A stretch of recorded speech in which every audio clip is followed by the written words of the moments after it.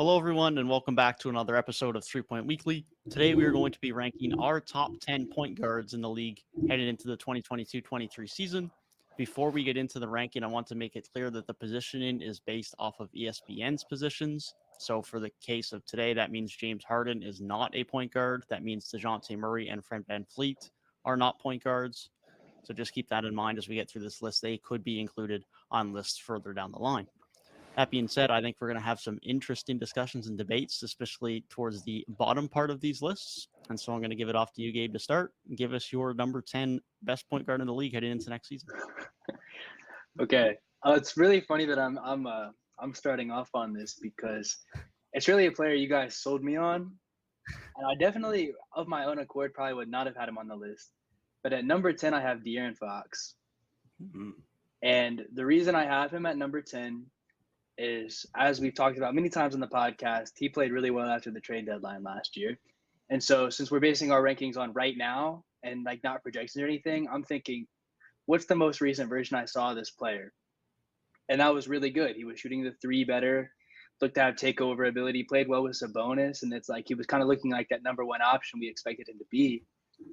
However, with that being said, it was a bit of a smaller sample size, not a full season, kind of the roster was shaken up, so maybe people didn't know how to play them as well. And it's just also not a ton of winning, still hasn't made the playoffs. And I kind of do value that a little bit. As the point guard, I feel like you kind of have that leadership responsibility a little bit more than other positions. So I think I factor winning just a little bit more. So that kind of moved him down. But for me, he does have the most room to grow among pretty much any player on my top 10, to be honest. Like he could probably move up to like around 7 position if he played well next season, but because we're not projecting, I have him at 10. He did not make my list. He is also not on my list, but I like the pick. Yeah, we are pro Sacramento King right now, so that's not a bad pick. Like you said, he had a great second half of the season. I just think I couldn't put him on the list because the first half was not De'Aaron Fox. Like that's not the De'Aaron Fox that we've grown accustomed to, but I'm sure next season, I think he might be on my top 10. Like the way that Devin is pushing the narrative, I'm buying into that as well. I think he's going to have a really good year. My number 10, though, I got Shai Gilgeous-Alexander, man. Very, very good season when he was on the court. He played 56 games, which is a decent sample size. One of the best scorers in the league. I would argue he's probably more of a 2 with Josh Giddey there, but ESPN has their own way of positioning players. But Shai's at 10 right now. He made my list. I'm confident that he can get higher next season. I just hope, obviously the Chet news is very unfortunate, but I'm hopeful that he can have just a full season so we can see like that all-star type talent that he has. It just seems like he's been held back by OKC recently, but I think his upside is crazy. 24 point per game score. So like really efficient, one of the best finishers in the league, unstoppable getting to the rim, and very good playmaker as well. And we know like when he's engaged, he's also a pretty solid defender. One of the best young guards in the league, and he made my number 10 spot. SGA was also my number 10 as well. Like you said, he's done great in OKC in not ideal circumstances. I mean, he's shown that he's one of the best guys at getting to the rim, at finishing in the rim, and amongst some very bad teams and very bad lineups throughout his time in OKC. Once he has more talent around him, once he has better spacing around him, that's just only going to continue to improve. Great young player. Going to be one of the best guards in the league moving forward, no doubt about it. What do you guys think his ceiling is? Like, could he be like a top 5 at his position type player one day? Because he's like 23, 24 right now. So it's like he's starting to enter like that prime of his career. Like, is this where he's going to be? Like maybe borderline top 10, or can he jump higher? I don't know exactly if he can make top 5. I think he could be like fringe top 5 at his position, because just looking at other players, I would say there's a few players I have above him on the list that are also around his age, or maybe like a little older, a little younger, but like where his prime's going to overlap. I definitely don't see him breaking like top 3 for his position. However, with that being said, I think shooting guard's not as deep. And like you said with Josh Giddey, in the future, like Shai might be considered a shooting guard, and he might make top 5 at that position, if that makes sense. Yeah, that's a good point. I think the point guard position is very saturated. You look at the likes of Luka, who's already significantly better than Young. LaMelo Ball still has lots of room to go. Darius Garland obviously is very good. Tyrese Maxey, if he comes back to being a point guard at that position, John Morant, there's just so much good young talent at that position. But if he becomes more of that true shooting guard, I think he has that potential. But in general, I think he still has room to grow, especially from a production standpoint, as OKC continues to improve and he doesn't have all of the defensive attention all the time. Definitely, I agree. Yeah. It's just all about, I think, as his surrounding pieces get better, I think it's only going to elevate his game, because we've seen like when Chris Paul was there and they had that team in, I think 2020, he elevated his play rather quickly, and I think that's just a sign, like when he has great talent around him, he's also going to show in a winning way that he's that type of player. Yeah, for me, him and De'Aaron were really close. I would Shea did not make my list, but he was like my top honorable mention. So he could have easily made 10 on my list as well. I think it was just like what did I see from them most recently, and just how high I've been put on to De'Aaron like over the past couple weeks. It just barely gave me the edge, but Shea could definitely move up on my personal list very fast depending on how next season goes. Definitely. I guess I'll jump to my number 9, if that's cool. I had LaMelo Ball. Honestly, if Freddie and James Harden and others were on this list, I don't know if I would have had LaMelo at number 9 or even Shea at 10. But I'm going to have LaMelo there because he does have a lot of offensive attention to him as well. And Charlotte, even though they couldn't make the playoffs, they still won like 43 games last year, I think, which is a pretty good amount for a team that was the 10 seed. It's just unfortunate that the East was so, solid last year. But I'm hopeful that this season can be even better for LaMelo. I just hope that his game can get opened up a little more. It seems like he's been held back just a little bit, but, with Miles Bridges being gone and who knows what else will happen with the rest of this roster, I'm excited to see what LaMelo can be. But he was an all-star last year. He was an all-star, had a very productive season, and I think he was good enough with the positions that ESPN had. He's definitely a top 10 point guard. This is going to sound tough then, because he was not in my top 10. He was not in my top 10. He was also on my honorable mentions. I think really the main thing that you said that is the reason why he really wasn't on my list is because he kind of really has been held back. And so with that being said, it's like, I know he has that potential and he has that talent, but that thing again about like not projecting and just what has he been and like what is he right now, I feel like sometimes his impact on the game is not what it like could and should be, because he gets held back by the system and the coaches and things like that. And even if we were projecting, I think we know like all three of us feel similarly about their coaching hire. I don't know how quickly that's going to change, but with his potential, like how I said, I don't know if Shea might make top 5 point guards. Like LaMelo is one of those guys who I think would be one of the ones holding him down. So even though he's lower right now for me, like his potential is crazy high. But with all that being said, he was still an all-star in year 2. He was. But most of the players on this list were all-stars. Or if they weren't an all-star, it's because they were injured at some point in the season. And all the guys below him, I would hope, were pretty much not all-stars last year. Like I'm looking at my honorable mentions, and Shea, none of those guys were all-stars last year.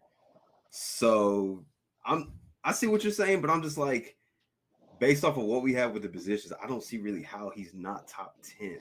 I'm interested to see if Devin has him top 10. Yeah, so I'll say, so it's like the all-star thing too, that's very highlight oriented, and you can't lie that LaMelo is not a walking highlight. You can say that, but also he was picked in, it was either by the coaches or it was by Adam Silver himself, which maybe you can argue, yeah, Adam Silver wants more ratings or nothing, but he was still one of the best guards in the Eastern Conference last season. Like, he was an all-star.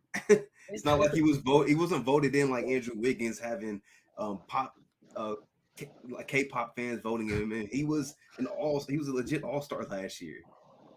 It's very close. I'll admit it is. Because he's right there with like Shea and Fox. Like it is very close. Like I said, the reason Fox is at my 10 spot is because I got sold so hard on him. I'm not sure now because Shea and LaMelo are both on my honorable mentions, so my number 9 might not be on either of your lists. I'm interested. Hit me with it because it might be my number 9 too. I have Chris Paul at number 9. Chris Paul is on my list. He's He Okay. is. not number. He's not number Definitely 9. not number 9, but yeah. Okay. Okay. Yeah. else So do you Chris Paul is at my number 9 because this man just did not play great in the playoffs. There was the whole thing about what he's from like 37 or I think it was 37, and he played so just like terrible. But I still think even with that bad showing, like he's proven that his game is pretty timeless and that he can bounce back. Now I think is he sliding a little bit? Yes. And does that count because that's the most recent version of him I saw? Yes. But he still was the point guard on the team with the best record in the league. A team that, while they underperformed at the end, did have very high expectations for a reason. He still maximizes bigs, almost every big he plays with. He can play well with a lot of different players. And I mean, there's not really too much else to say. It's just he's Chris Paul. Everybody knows what Chris Paul can do. Yeah. I'm gonna give my pushback when I talk about Chris Paul later. I'm gonna just Your give my pushback. Your pushback. You have him higher than me? Oh yeah, definitely. So what do you mean, like pushback? Like that? Why he should be higher? For what you just said, like you said in the playoffs, he was bad. He had like 3 straight bad games in that Maverick series, but other than that, he had like that first round against the Pelicans. He single-handedly won like a few, like 2 or 3 of those games for them, like single-handedly. Which is why he is on the list. It's just like the other. It's like he's very good, but the other players on the list, I'm just like, who would I rather have on my team right now? And either so, like I don't know how much we're valuing the playoffs in this. I'm as valuing much them a lot like, because I'm thinking my ranking is like, who would I want on my team if I'm trying to win a title? but that's the case. Like Shea didn't make the playoffs, so if that's the case. Why would I have Shea on my list? Like, but he still was. He's not on my list. But I'm saying like if I'm looking at it from my perspective, like I'm not valuing in playoffs. Like if that's the case, then Steph Curry should far and away probably be the best point guard, and it shouldn't even be remotely close. If that's because we're valuing in the playoffs, because he won Finals MVP. Well, you'll see later. That's not matter to me. I guess so. Man. I guess so. Go ahead with your number 9. All I'm gonna say is you didn't have SGA or LaMelo Ball, and you named someone that was both on our lists at number 9. So I'm really interested to see who you have higher up your list. Man. My number 9 was Drew Holiday. I did not have LaMelo Ball either. Okay. I really value the two-way game of Holiday. Obviously, nowhere near the offensive player of LaMelo Ball, but still knows how to get his own bucket. Still a fairly good playmaker in his own right. Not at the levels of LaMelo Ball, but he's one of the best guard defenders in the league. There's no doubt about that. Marcus Smart obviously won Defensive Player of the Year last year, but as far as guard defenders, Drew Holiday is right up there, right alongside him. Whether it be post defense, perimeter defense, you name it, Drew Holiday does it. Having that value at your point of attack on both ends of the floor, you can't overstate that value. He's obviously not as good as he has been in years past. He's falling a bit out of his prime at this point in time in his career, but there's no doubt he's still a borderline all-star player every year. LaMelo Ball definitely had a shout to be in here, but LaMelo obviously isn't some elite defender. Drew Holiday is, and I really value that side of the floor for how good he is at that end.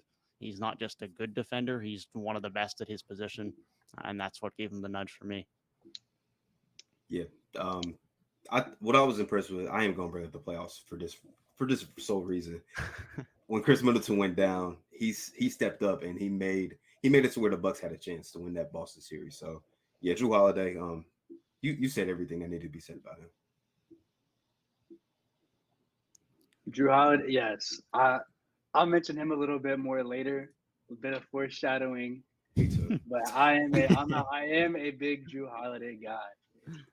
So I'm interested now. I feel like I'm glad we all got different lists so far, but I'm really wondering like if I left somebody off okay, that y'all have on, like I'm intrigued, man. No, so all right.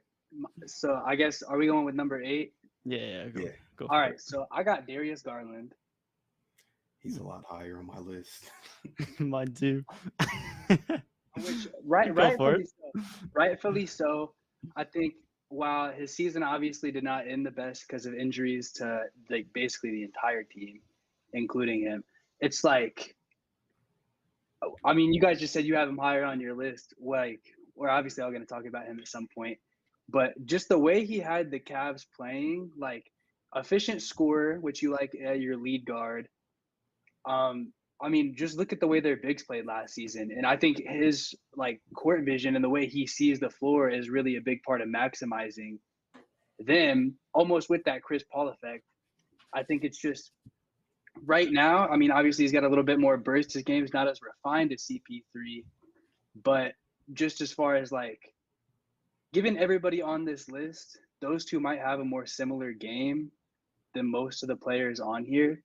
So having them next to each other kind of feels right for me. Obviously, all-star player. Once again, if we were projecting for the future, I mean, he might be like a couple of spots higher. But I'll let you guys give a little bit more Darius Garland love whenever you get to him. But that's just my brief on it. Yeah, I'm glad you mentioned like Chris Paul. I was talking to my dad the other day, and I'm like, I think he's going to be this generation's Chris Paul. That's Yeah. how I'm very high on Darius Garland, but I've also realized there's like two opposite ends of the spectrum when I talk to people about Darius Garland. Like my dad was saying, like I don't think he's going to get that much better. I'm like, I think he's going to get a lot better and be one of those top echelon point guards in the league. I mean, he just got that like what 190 extension, 5 years. Something like that. Something Yeah. like that. So yeah, I mean, he's gonna be around on that team for a while.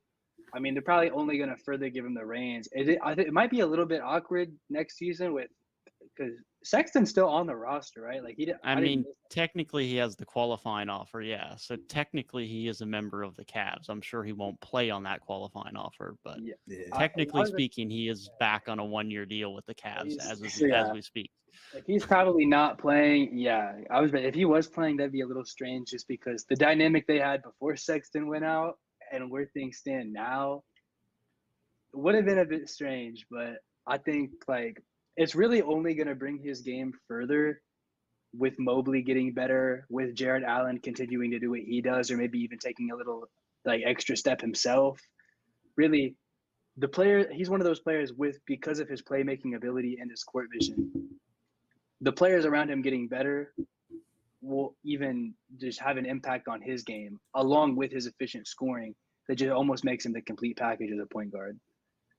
Yeah, no, for sure. And I mean, he's improved so much since he's coming to the league. I don't see why he couldn't continue to take more strides over the next few years. I mean, he's someone who came in and didn't exactly wow the league as a rookie, and here we are now a few years later and talking about him as one of the best point guards in the league. So I think there's still a lot more room for improvement for him for sure.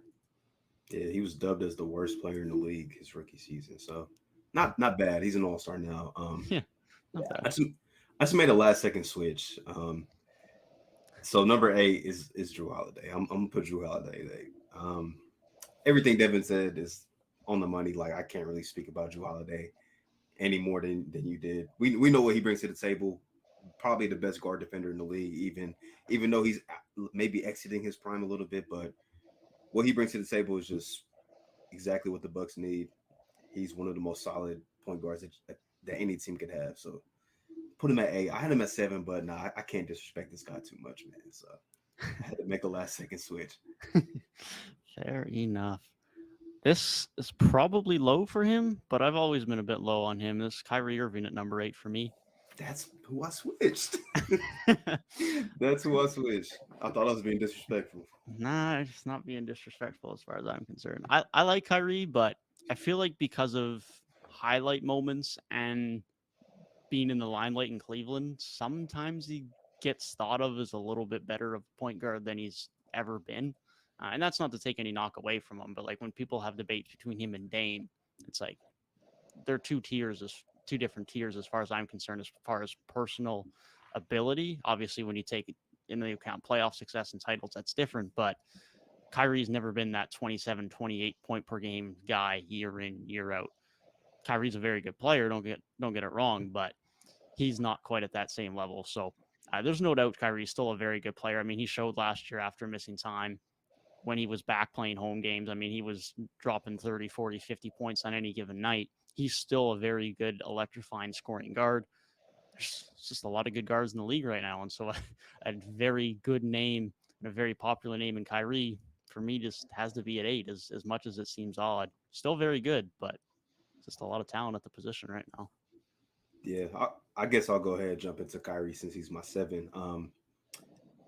Like he had a very good year. Obviously, I mean, the Dame debate is so weird because Dame's been the franchise guy and has dragged mediocre teams to the playoffs. We've seen Kyrie as the guy, and it hasn't been pretty.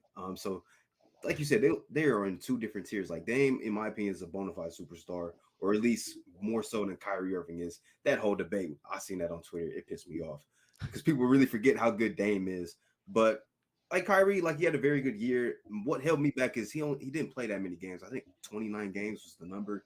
It's very small sample size, even though we know how good he is. But I can't have him higher than guys that I have above him because he missed so much time, and I value that a little bit. That's why, like, I had to ask before we even did our list, like, are we valuing guys that miss too much time? But since we aren't, I'm gonna have Kyrie on the list. But man, he's got to be more available, man. Hopefully this season there's no unforeseen pandemic, or hopefully he's healthy so we can see like what he really is. But yeah, 7 is as high as I can put him. I can't put him any higher than that. All right. So wait. So have you guys both given your 7? You're up for 7. I haven't given mine yet. Okay. I mean, for 7, we're not introducing a new player here. That's where I have Drew Holiday. I do find him as almost the most difficult to rank because his skill set is so unique compared to the rest of the top 10. Just with him being more of like, of this entire list, he's obviously the most defensive oriented, probably like the lowest on their team's depth chart as well. As far as like, I mean, he's the 3rd option on his team, but because he does something different than them, he does it so well. He's like, I think the hardest thing in the league to do is shut down a superstar point guard. I don't know if that's a stretch to say, but it's like they say like great offense beats great defense. And the fact that he can shut down the caliber of players that he does is so impressive and something that very few players can do, as well as him not being bad on offense at all. So, I mean, we've talked plenty about him, but 7 for me. Glad to see the Drew Holiday love. I had him at 9. I was like, am I going to be the only guy who has him? But No. it's the lowest one. This is good. Had to have Drew, man. He's like Gabe said, he's hard to rank, I think, because people might get caught up in the numbers a little too much. But when you watch him play, man, you see he makes a play every game. It seems like that's just like, damn, that's just incredible. Yeah, 100%. Definitely agree. My number 7 was Chris Paul. We've talked about his impact. We know the impact of Chris Paul. Had those few off games in the playoffs, but Phoenix just I can't be too harsh on a few games. And still, over the last few years in Phoenix has just completely changed the direction of that franchise from the back into the bubble run to now. Chris Paul comes in and they're just one of the best teams in the Western Conference every year now. And he's been a significant part of that. He knows how to win basketball games. He knows how to make the right plays, whether they still show up on the stat sheet or not. That isn't always the case, but he knows how to win basketball games. And at the end of the day, that's all that really matters. And obviously it's not prime Chris Paul anymore, but he's still pretty darn good outside of his prime. That's for sure. So he was at number 7 for me. I'm really wondering who you have that I don't have. I don't know if I have anyone that you don't have. Because the only difference we've had, like players that we've named so far, you don't have LaMelo. Yeah, but I do. And you named Drew Holiday. Go through your players that you named so far. I'm SGA, Holiday, Kyrie Irving, and Chris Paul. Okay. Yeah. There's gonna be someone different. There will. Who are you? Ooh. I guess we'll get into my 6 since you just mentioned him. Christopher Emmanuel Paul, CP3. He's my number 6. He was still all NBA last year. Led the league in assists, if I'm not mistaken. And it was a very good year. The Suns were the best team in basketball. Since Gabe wanted to mention playoff moments, I'm gonna bring up some playoff moments. We saw what he did in that Pelican series, man. I think it was 14 for 14, and most of them were jumpers. Just incredible stuff, man. Taking over fourth quarters. Obviously didn't end the way that a lot of us, maybe expected. Just how bad they were in Game 7, but it happens. Luka's that good. But man, Chris Paul, his numbers don't jump off the page as much anymore, but his impact is still there. You see it every single day, and yeah, this is as high as I can have him. I didn't want to be too biased because everybody knows I love me some Chris Paul, but I think 6 is perfect for him. Yeah, I do feel like I was a little low on Chris Paul. I'm still gonna stand by where I have him at 9, just because I'm thinking like the last time we saw them was obviously around April, May-ish. But if we're saying right now, I don't know. I feel like the players that I have above him would do a little bit better than him right now. If they were like put in a 5v5 situation on August 28th, 2022. I mean, yeah, there's probably guys that you would take, but if you're trying to build a championship team or a team that's going to be able to contend, there's not that many guys that you would take over Chris Paul right now. He is good for like those clutch moments. His clutch factor is among like probably top 5 in the league right now, which is crazy for his age. But I mean, yeah, stuff like that 14 for 14 game, like that is not normal. For sure. Makes sense, man. Was I the first one to give my 6? Yeah. Yeah, go ahead, Gabe. Okay. Well, I guess I'm a casual, boys. I got Kyrie Irving at number 6.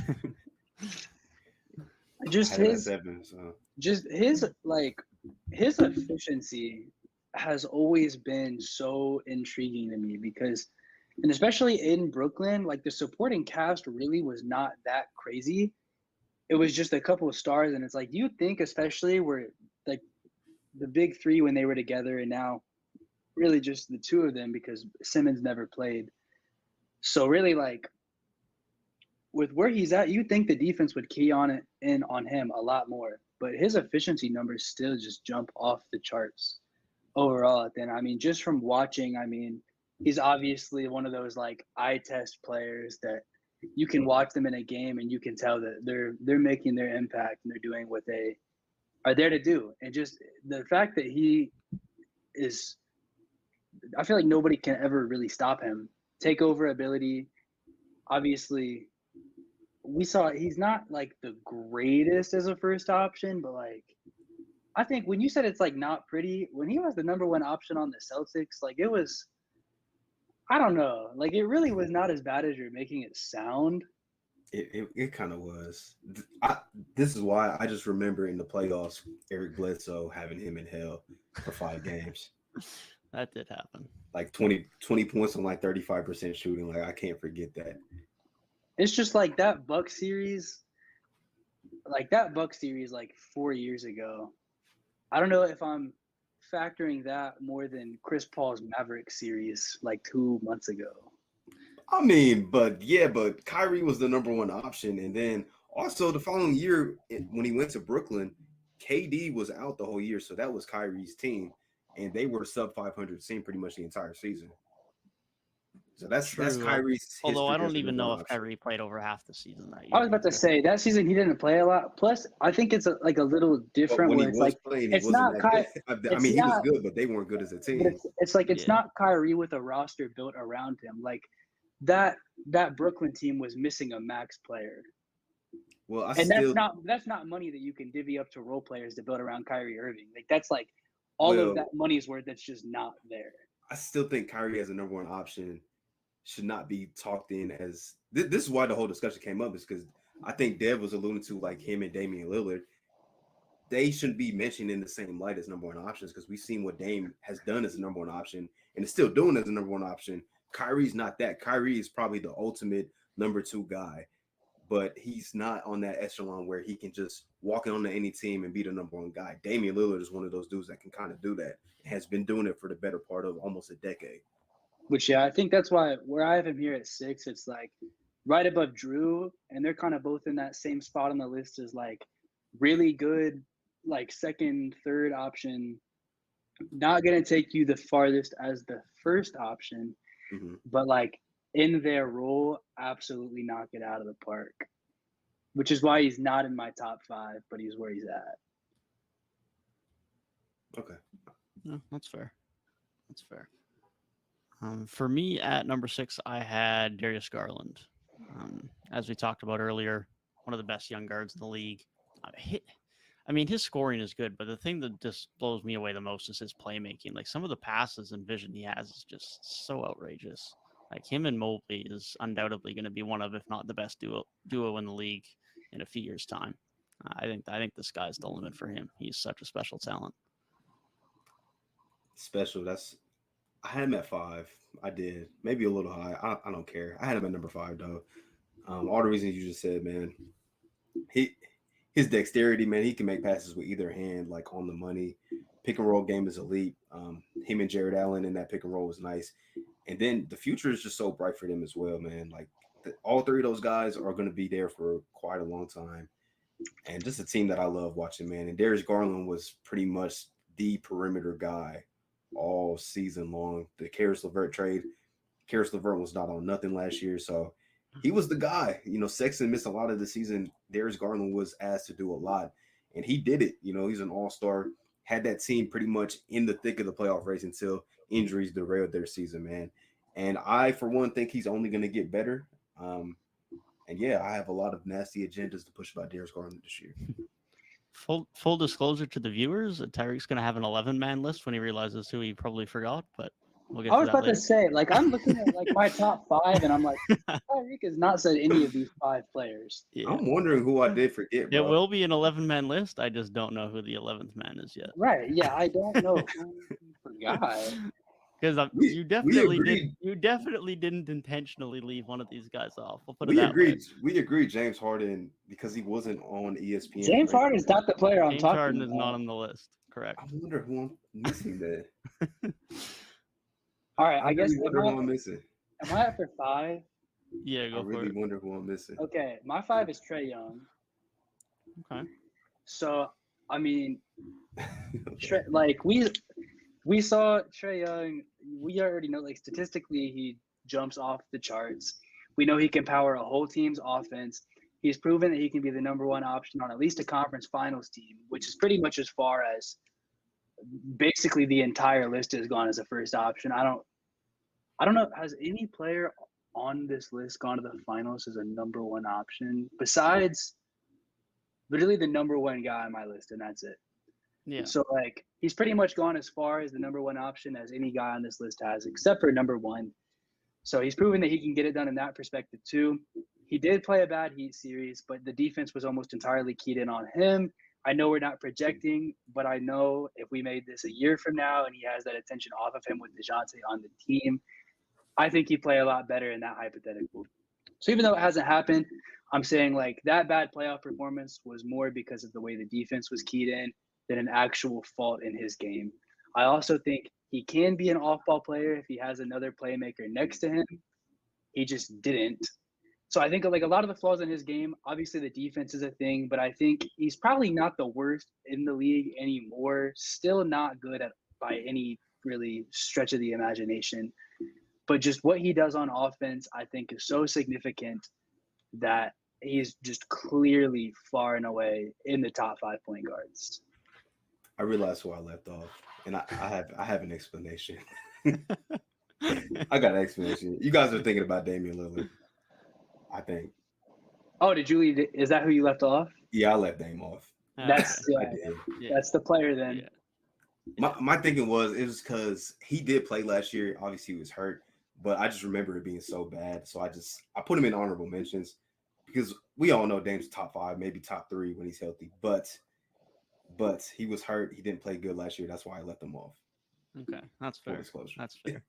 I was afraid you had Luka left off because of positioning, and that would have been unfortunate. God. But yeah, that was my concern. But Dave makes more sense. When you didn't have Luka, I literally had to go double check ESPN real quick, and I'm like, does ESPN have Luka as shooting guard? Yeah, or something? that's what I went and did too. I was like, I'm pretty sure I checked this a couple times, but I was worried. I'm like, did I really leave somebody off that is like, no doubt, like had a top, like I was almost tripping for a second. But yeah, it's Dame.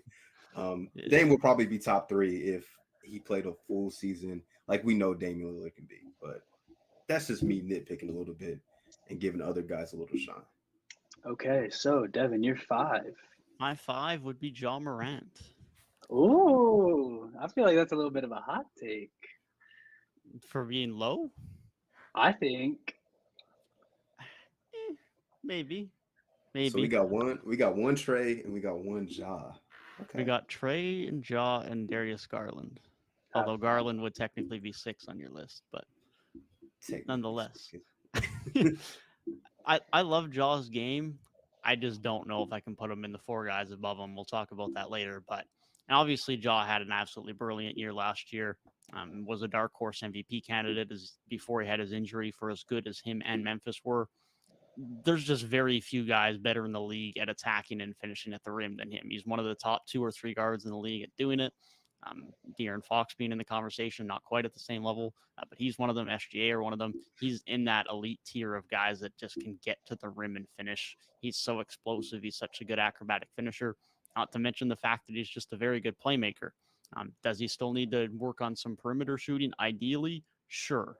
But we've seen guys like a Russell Westbrook who can still be pretty darn good point guards and don't exactly have some amazing three-point shot. Ja's no different. Whether he gets the three-point shot remains to be seen, but there's no doubt that Ja Morant is one of the most electrifying and good young point guards in the league. And as he continues to improve, he can definitely rise up my list up to the top 3 or the top 2 in his prime in his career as he continues to improve. But this early on already in his career, no fault to him. He's been absolutely brilliant. Yeah, super gifted. I think he's a really good leader. The team seems to just feed off of him. He's next on my list. Man, if we would have saw a full season, I would have just loved to see like if he could have really been in the MVP race. But he did miss a big chunk of time. But man, like we saw like his killer instinct in the playoffs. He had some really big moments. Showtime, man, and only gonna get better, man. Hopefully, the perimeter shooting does at least get around league average. It seemed like there was a stretch last season, like maybe midway through the season, he was shooting around league average, and then it just fell off a cliff. But saw him working on his mid-range game. I think if he adds that to his arsenal, I think that's gonna be perfect, man. Like just become a good mid-range shooter. We saw Trae Young last season take a lot more mid-range shots, and I think it opened his game up even more. I think if Ja can add that, man, it's just gonna take him to a new level. Yeah, definitely. Even just having that mid-range game can open up so many things. Like you mentioned with Trae Young doing it more. We've seen it even with guys like Giannis that have developed more of a mid-range shot. Even though it's not that same level of spacing, it still just opens up so much more. All right, I'm gonna save my Ja talk because at number 4 I have Dame. Okay. Which so Dame, obviously, he's a proven player when he's healthy. He just goes absolutely nuclear all the time. However, really, it's less of like Dame falling off. It's more like kind of a lesser version of when Steph Curry missed all that time. People were like, oh, Dame might be the best point guard in the league. Like, we don't really know what he's going to be. Now, obviously, Steph, when he came back, proved he was still that guy. But it's like Dame has been out for so long that he might come back and the guys above him might just be better at this point. And especially, what's the last we saw of him? Obviously not good, but he was injured, so I'm not going to really count that against him. But it's like, for me, it's less of like Dame has fallen because at certain points, like if you asked me like 2 years ago in 2019, like Dame was clearly like number 2. I guess that was 3 years ago now. Time just keeps flying. Yeah. But Dame at one point was number 2, and it's like less of him getting worse and more of just other players getting better. And I don't know. It just feels like Dame and this whole Trailblazers thing is stagnated so much that it almost gives me a little bias against him and like what they're doing. But I'll let you guys have your Dame talk later. I think he's just a known commodity and a very proven player. So he's at 4 for me. I really hope he comes back and he is what he was before. Already explained my Dame mistake. Yeah, I don't have much else to add there either. I also had Dame at 4.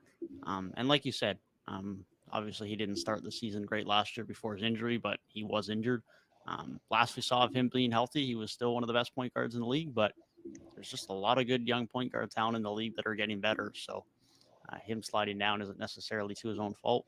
I also just want to note it's quite funny that me and Tyrik have the same list over the last 4 picks, just him 1 pick ahead.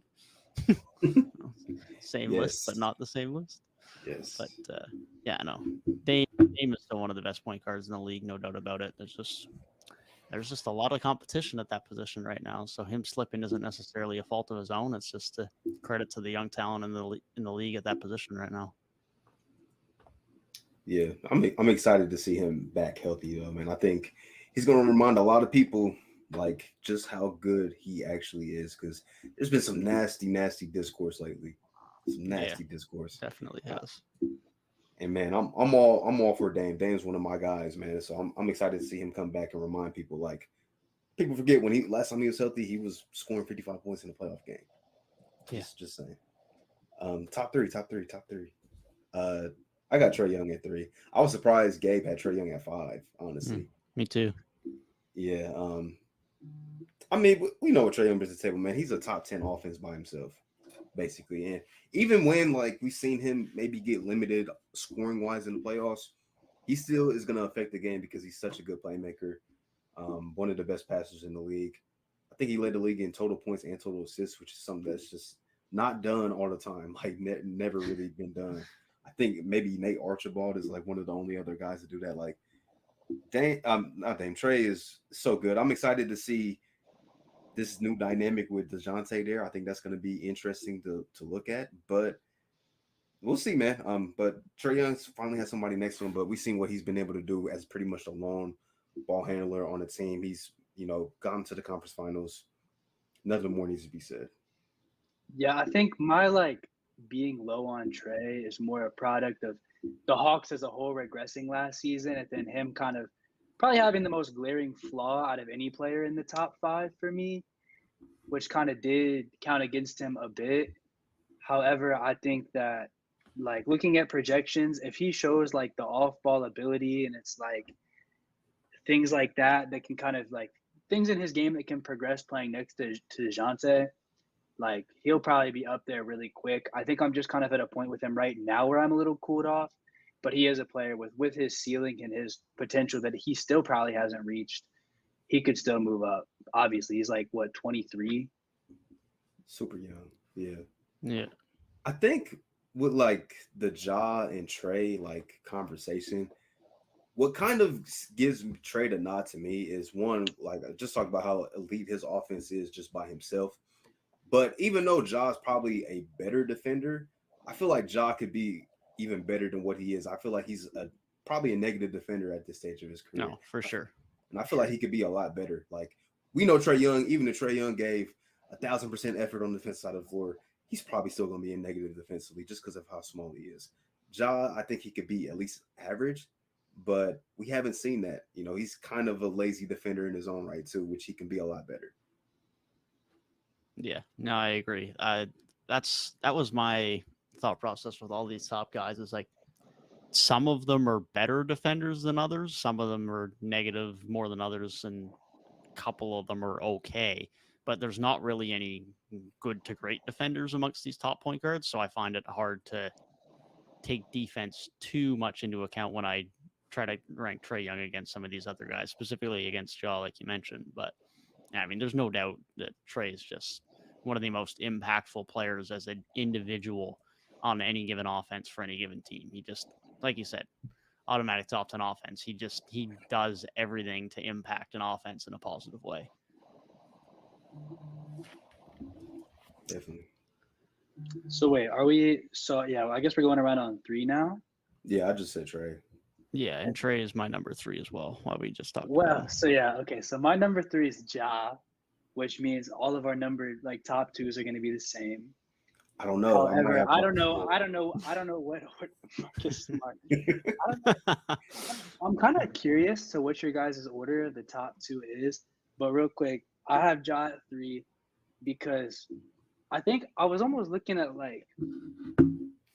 just it got really nitpicky, and I was just looking at kind of Ja's almost, I guess, intangibles of he really set the culture in that franchise, kind of got them from like a middling franchise that obviously they had like their like grit and grind kind of that era, and he transitioned them into a new era and got them back into winning ways really fast.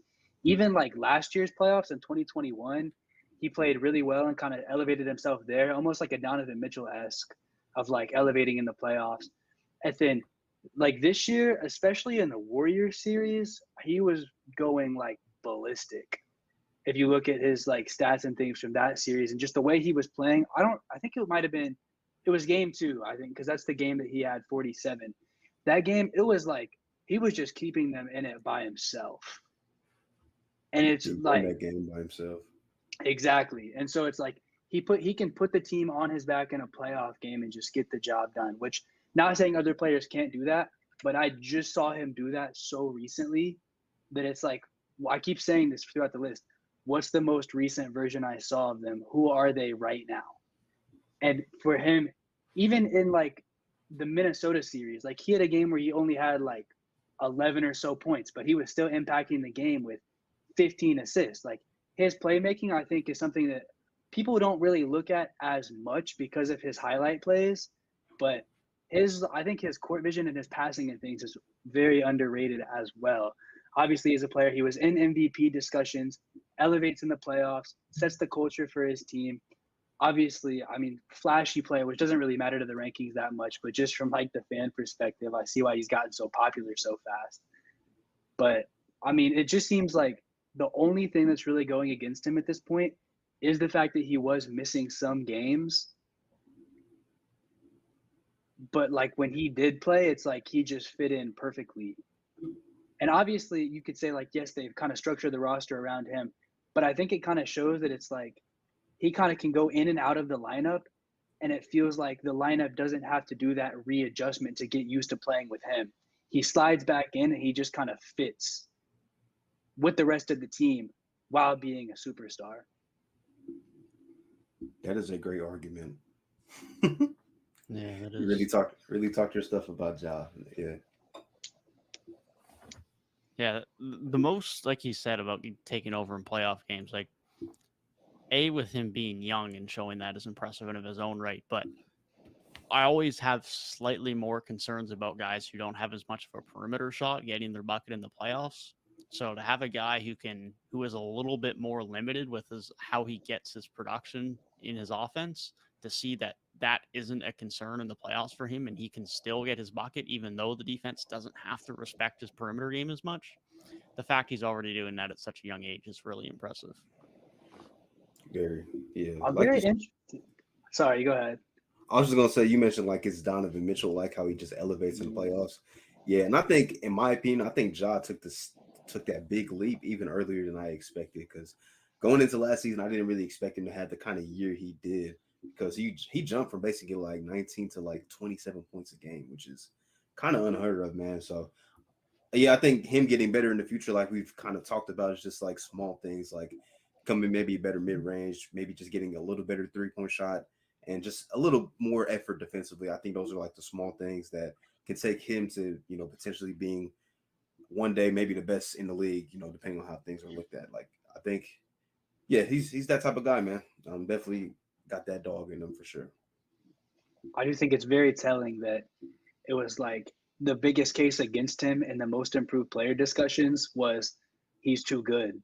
Like he should be in MVP discussions, not most improved discussions. That's fair. The number 2 and number 1 though, I feel like there's a chance that your guys' is different than mine, and I'm very interested to see what your guys' argument is if it is different than mine. I don't know. Dave, did you say your 3? Was it was Trae Young? I had Trae Young as well, yeah. Okay. Yeah. All right.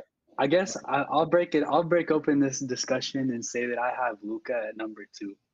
I got Curry at number 2. Tyrik's the odd man out then. I got Curry at 2. I think Tyrik. All right, Tyrik. I think since you're the odd one out here and you're probably way in the minority opinion here, I think you need to give your argument first. Okay. Obviously, it's very nitpicky. Very nitpicky. Both of these guys are clearing the way the best two at their position in the league for sure. But my thing with Luka, I think what made it so impressive was how he just got this team like we were looking at them as like kind of a middling playoff team. So then we were legit having discussions on this podcast like they can make a deep playoff run. Like we were talking about that way before it happened, and a lot of that obviously other guys stepped up, but Luka was the catalyst. We've seen what he does in the playoffs. Always elevates his game. He was All NBA first team, and I think he was obviously the best point guard in the league last year, in my opinion. My thing with Curry was he had great moments. Obviously, broke the 3-point record, had an amazing start to the season, but he went through like a 2-month stretch where he was kind of pathetic. Like he was not Steph Curry, very very poor, and it was a down year for Steph. Like he only shot I think like 38% from three. That's down for Steph Curry. But Luka was All NBA first team. I ain't mad at y'all for having Curry at all because we see what happened at the end of the year. He got back to the promised land, Finals MVP, all that. But if I'm basing it like mainly off of the regular season, I just think Luka gets a slight edge for me. But yeah, I want to hear y'all's opinion though. You go ahead, Gabe. I mean, I think my most simple argument here is that Steph Curry is like actively in greatest point guard of all time discussions while playing at a prime level. And at that point, it's like, what argument can you have against him for not being the best right now if that's the conversation that he's actively in while he's not past his prime? Like, obviously, I think I do factor the playoffs quite a bit in who I'm going to take. And while that being said, Luka did play spectacular in the playoffs. Great things. And not even just this year, in years past, like those Clippers series. While he might not have come out on top, he played incredibly well and really was not limited at all, even though they were throwing almost everything at him. Obviously, he did have that fatigue toward the end of those series. But when the entire defense is keyed in on you, especially a defense as good as Los Angeles, that's just going to happen. So it's really no slight against him at all. I think it's just when you look at Steph Curry, not only his resume, it's just like Steph Curry is to me the greatest. He is the greatest shooter of all time, probably the greatest off-ball player of all time, meaning that he can play with almost anybody in the league flawlessly. We saw they brought in Kevin Durant to their team, and he really did not take that much of a step back statistically. Gave up a few shots, but he was still like, most people I think at that point considered them the second and third best player in the league. So it's not like one player really had to sacrifice that much. So he can play with anybody, greatest of all time at multiple aspects of the game, probably like a top 3 ball handler of all time, really great underrated playmaker. He was putting on really good defensive performances against Boston as well in the finals. So it's like even his defense is not too shabby at all. And so just with all that being said, it's like Luka is a wonderful player, but Steph Curry is so proven and so great at so many different aspects of the game on an all-time level that I just can't put Luka above him just yet. If you come back to me in like 2 years, my opinion might be different. That's very, very like unfair to bring in like accolades. Steph Curry's had over a decade of time to put that together. If you look at Luka's resume so far, it's pretty damn incredible. It's in its own right, and that's in a much shorter time. Like all the All NBA appearances that he's had, basically since his rookie year. And in his rookie year, he was the best rookie in his class. And then after that, he's been All NBA every single year, including first team All NBA. I think maybe twice, maybe 3 times. He's been that good. So to bring in all them accolades, and I don't know. I feel like if you're doing an all-time list, then yeah, that's valid to bring in, but kind of just basing it off of right now. To play season, devil's advocate, someone I don't even has think it's accolades though. I gotta say this, Gabe. I gotta play devil's advocate and say the argument the whole pod for you has been, who do you want on your team right now? Who do I want on my team? The guy who just won Finals MVP. If that's the case, then stick to that argument. Don't be bringing in all of Steph Curry's resume, because that's kind of unfair, man. Like if that's the case, Chris Paul should be number 2 and Russell Westbrook should be on this list. Well, those guys are very proven. Okay, proven, but we know that those guys aren't their prime selves. Like Steph Curry, he's still that same prime level player. But yeah, what did he just do? He just won the finals. As really, You there was other. contradicted yourself, man. You kind of contradicted yourself. It's Steph Curry. There's just too many arguments where it's like no matter what stance you look at, I don't know. I don't say you can take anybody above Steph. I'm a lot less sold on Luka and Steph and then the difference. I could flip it. I could flip a coin. I don't know. Steph having that playoff success and being Finals MVP is probably what puts him above Luka for me. But if Luka beat Golden State in that series, I probably have Luka ahead of Steph right now. So it's a flip of a coin for me. Talk to me in 12 months, and Luka very well might be the number one guy. I don't think there's much of a difference there. All I know for sure is that they're by far and away the best two at their position, and it's not really close. But as far as differentiating between the two, I don't know. They're both great. That's the only argument I got. They're both great. It is a flip of the coin. Like I don't know. It's just I just want to. Gabe's argument was just very very picky. I guess there's just like a couple of small things that I guess I do value. It's like a big thing for me with Steph Curry, and I forget which player I brought this up for earlier. I think it was Ja, where like I said, like Curry can just play with anybody and really fit in anywhere almost flawlessly. But I do feel like a team almost has to run through Luka a little bit more. Kind of like we've the also never thing.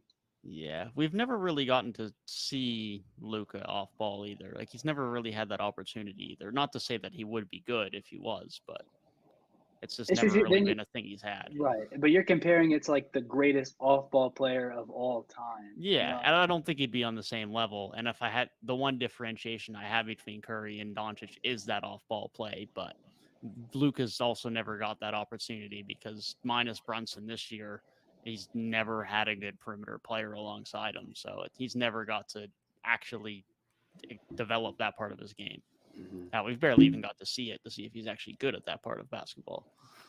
But then I also value how, like, you look at the guys around Luka, like, you know, in this career so far, like, he's made guys, like, people weren't looking at Dorian Finney-Smith like a guy that's, this is like a perennial 3-and-D type guy that a lot of teams would want that's getting, $12 million a year. People weren't looking at him like that until playing with Luka, Jalen Brunson was a second-round pick.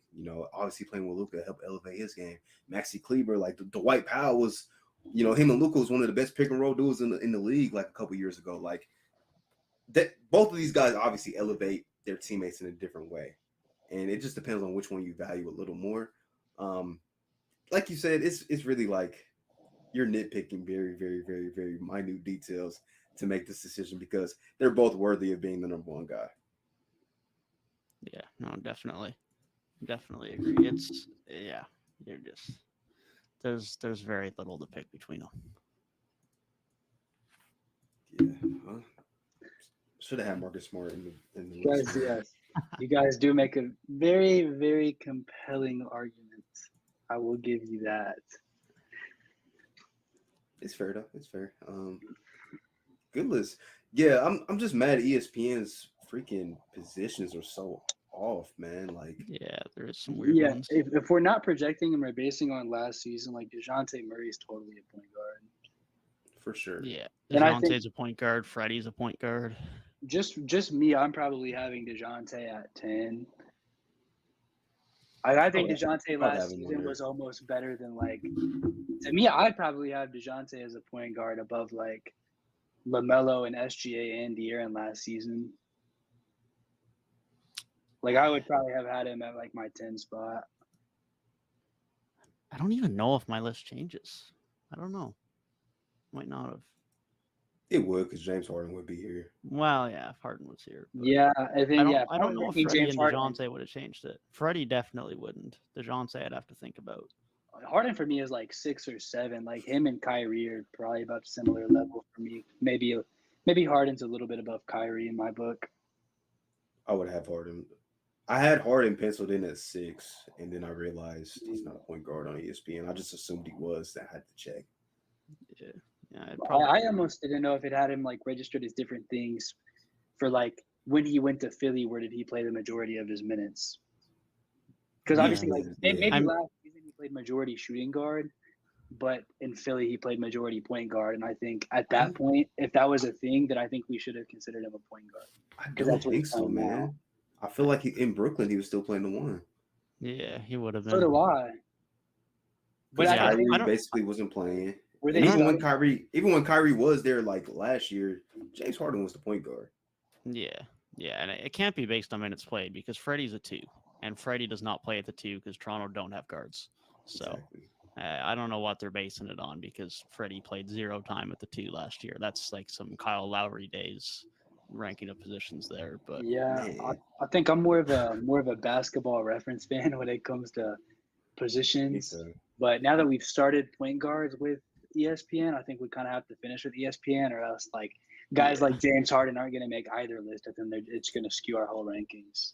it's weird because I did ESPN last year and their positions were not off like this. Like it seemed like they changed something. I don't know. yeah, I don't know. It's weird. Man, It's weird. do better. Do better. So, You guys are the biggest media firm, man. So say let me give you guys this hypothetically. If we were doing projections for like next season, Mhm. which player on your list jumps up the most? Because for me, it's Darius Garland. I already had him at 5. I had him Well, at if 8. we're doing projections, Dame would for sure, like, definitely would be on my list, like, no doubt about it. I'm not sure. Maybe my list might be almost the same, minus adding in like Dame and Harden somewhere. But yeah, I think somebody that would drop though is Chris Paul. I think Chris Paul would probably drop a little. Yeah, So, yeah, I probably. already had him at 9, and that's because the way he ended the season is kind of around where, like, I don't know. I think he'll be like kind of up and down where he'll have those performances where he's really nice, but his level of consistency might not be quite as high. And I think that's kind of where he ended last year. So to me, that was kind of right now, and that's why I had him at 9. But then Darius Garland, like, I think he could really come out and go to like 5 or 6 where you had him next season in like my ranking. So I think he could jump up like about 3 spots. But Yeah, even definitely. like Trey could come out, have a better, like, say like Ja cools off a little bit. Dame's not what we think he is anymore. Then all of a sudden Trey's up like 2 or 3 spots for me. De'Aaron Fox, he could probably jump up into the top 10. Yeah, definitely. I think De'Aaron could make a jump. I don't even know what to expect from Ben Simmons, but if he has a good year, then sure. Ben Simmons playing point guard? That's his I don't ESPN know. position, but It is? I don't know. It's his ESPN position. I hope they Oh. play him at center, personally, too. but that's what Dude, I if really that want was to his, see. But if that's his, I didn't even check his ESPN position because I was almost certain that it was like power forward. yeah, But if he would have been they got him on point guard, apparently. Jamal Murray's the other guy who could jump a bit too, depending on how Forgot he about Jamal how he Murray. does coming did- back I- from injury. Was it, He was was he was it on me my that took honorable Jamal in the draft we did? Mhm. I'm high on Jamal, bro. But since we had to go based off of right now, Jamal Murray, the last time we saw him was great playoff player, but not top 10 in the regular season. So I could not put him on my list as much as I love the guy. It's interesting though, because you had Fox on your list and he wasn't even in my honorable mentions. Well, I had him in honorable mentions just because I- the second half of the season was really good. Yeah. Okay, yeah, well, that's my fair. 4 honorable mentions were like LaMelo and Shea were like 2, and then the other 2 were DeJounte because he was a point guard, but ESPN doesn't have him listed as one, even though he totally played point guard all season. And then James Harden because he also totally played point guard all season. So I couldn't rank them, but like I put them in my honorable mentions because they were, especially James Harden was a top 10 point guard last season. Yeah, mine were Simmons, Murray, and LaMelo. I I considered Ben at number 10, but I just couldn't. Wow. I haven't seen him in so long, but It's I been did so long. consider it. I guess I'm known as the bold take guy, so I guess De'Aaron Fox is my bold take of the episode. Had Damon Fox. I can't believe they had Tyler Hero as a point guard. I cannot believe that. That is hilarious. Tyler Hero's not even a top 15 point guard, bro. I just wrote him down with a question mark because I'm like, why is he here? Yeah, no doubt. That is weird. Because, yeah, I got my 10. Plus, LaMelo and SGA is like 12 above him. James Harden's totally a point guard, so that's like 13 if we're just talking like who's actually top point guards. And then I'm sure if I looked at any list right now, And you throw Like, Freddie into the honestly- mix, throw Cade into the mix. Freddie, God. Cade is I looked up a list right before just to see what other people were thinking. The first one I found was Hoops Hype. They had Darius Garland right there like 12. I'm like, bro, get me off the site. There's no What? shot. what position do you guys think they'll put Donovan Mitchell at point guard next year just because their roster's thin? No, Conley's still there at point guard, so there's no way unless they move on from him, which they I was might about to say. if someone can take his contract, or I should say is willing to take his contract. But The way their roster's built at this point, I'm like, shit, they might pull a John Wall with them. I feel like they got too many guards for Donovan Mitchell to be a point guard. Like now, like they got Clarkson still there and Conley. And Beverly's not there anymore, but there's someone else I'm still forgetting. Nikhil Alexander Walker is still there, I think, for one more year before his deal's out. So Buy all the Nikhil Alexander Walker stuff. It's at an all-time low. They've been saying Facts. that for like 3 years, bro. But now it's at an all-time low, so the payout is going Yes. to be extreme when he The becomes. payout is going to first be on day. when he's in the G League, if then out like playing in the Euro League in like 2 years. I'll come back to me. Malik Beasley's there too, right? That's the other guard. They got a lot of guards now. Jared Butler, he might still be there. Butler's still there. They got Bolmero there as well now. Patrick Beverly on the Lakers, he's gonna bring it to the promise. Dude, Russ wasn't on There's the coach. anybody's list, bro. No, I think I had him at like 15 or something like that. What did it 14, 15, yeah. But even then, that's probably not fully accurate. I didn't care that much that low, but Bro. That is crazy. The fall from grace. Russell Westbrook, like, probably as recently as even like 2019 was probably like top 5 point guards. 2020 had another really good year, in my opinion. 2020, yeah, he was like, what, like 27, 9, and 9 that year? Something like that. Shot like then- 47%. I know the Wizards year, he averaged a triple-double, but it was like not as Yeah. impressive as the other years he did it. He had some crazy games that year, but yeah. yeah, he had a really good back half. He just started really slow. Which that was like every season. Like he didn't start off in Houston that well. And once they made like the Capella trade and everything, like he turned up. He kept having those good back halves, but then the teams would just move on from him. So then he'd have to do the adjustment period all over again. Since he's like not a player that can come in and just slide right in. Damn near like modern day Allen Iverson, man. Like the only way you're going to have a championship team with him is if everything's built around him. Yeah, And it has to be built perfectly. I don't know. They tried to build a team around him in OKC, and honestly, by like year 2 of that whole thing, Paul George was kind of the number one on that team. As much as it might sound weird to say, because Russell Westbrook was OKC's identity, by like was it 2018? Like Paul George is in MVP conversations, and Russ was not. I think it was 19. Yeah, PG was crazy 19. that year. But yeah, like literally, I mean, PG got there, and like not very long after, Russell Westbrook was not the number one player on that team anymore. Yeah, his fall off is crazy, man. Kind of expected though. I mean, he is about the age, like athleticism's gone. Still not a good jump shooter. Yeah, he's Like, the type of player who was going to have a tough fall when it came, for sure. Yeah, Yes. like a physical tools player. It's like I feel like when you look at the blueprint of like longevity, you have to look at like a Kobe, like, or actually even more than Kobe, a Michael Jordan. Like really, he came in way about the athleticism, and then as you see him kind of mature into like the second three-peater, so a lot more post work, a lot more mid-range, a lot more jumpers overall, and just like developing the game to have that longevity late into your career when your legs start to go.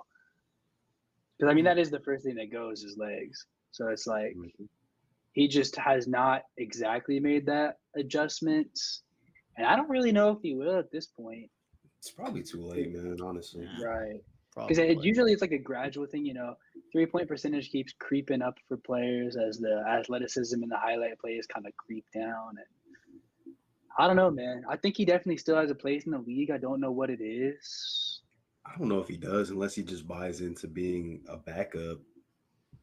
Like that's Yeah, the only way I could see, man. he's got to buy into something like that because his whole career he's been the centerpiece of an offense. Given his skill set, that's been the best role for him. If what we saw last year isn't just bad fit and he truly is in decline, then no team's going to make him the centerpiece of an offense again. So like you said, like he's got to buy into something where he plays a role, and that's not something we've ever really seen from Russ. It's not something he seemed interested in last year. So if he has to want to stay in the league, and if he just wants to be a number one guy, then he won't. And it's as simple as that. I mean, if he completely bought in, like I feel like he still has enough athleticism and things to where he could be a decent defender, and then he's still a hell of a playmaker. I think the defensive thing, man. We haven't seen him defend in years. It's been a long time.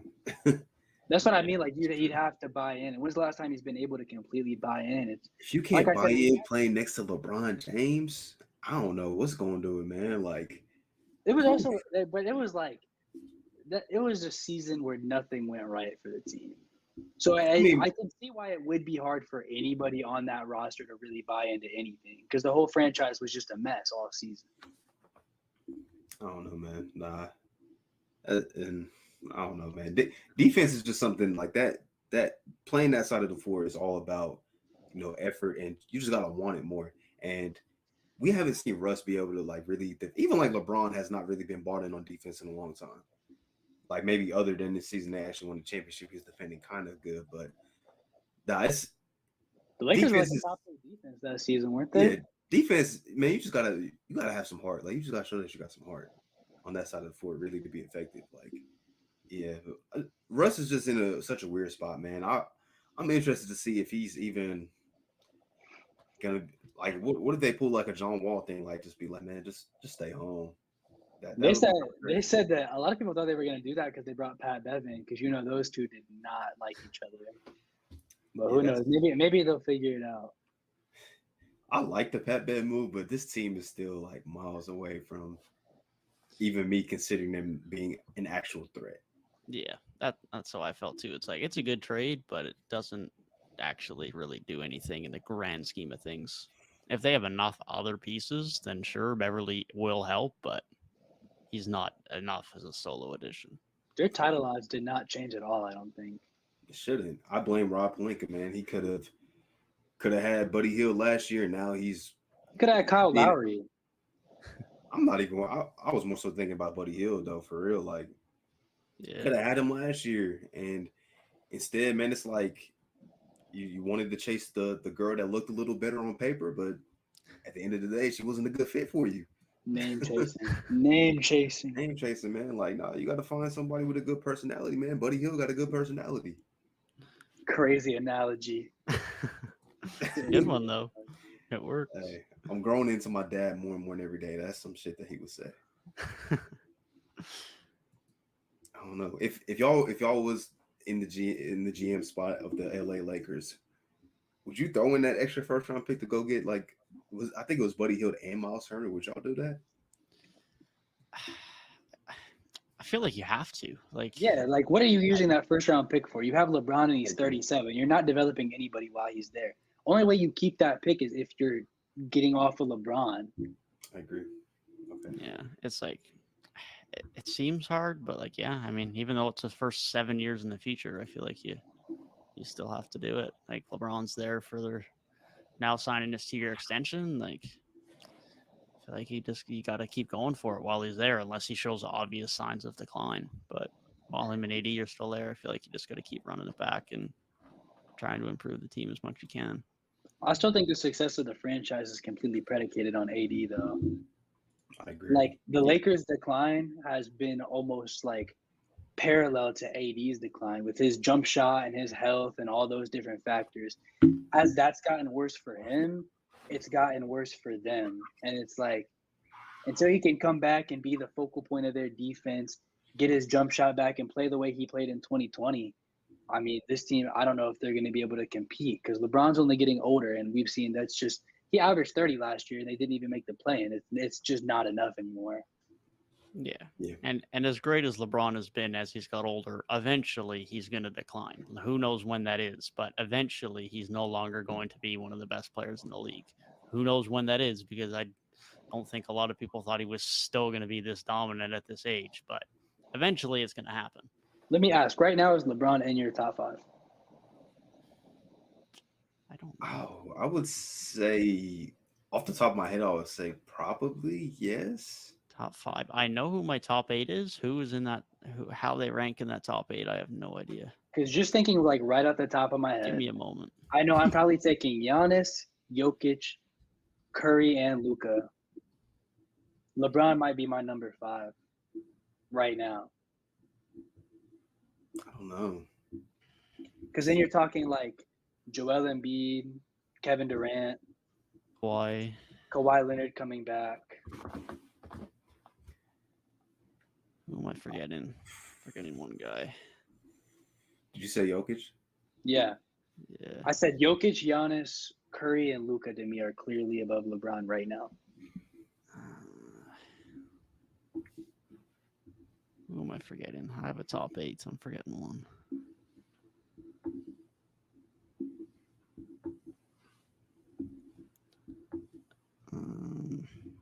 Anthony Davis?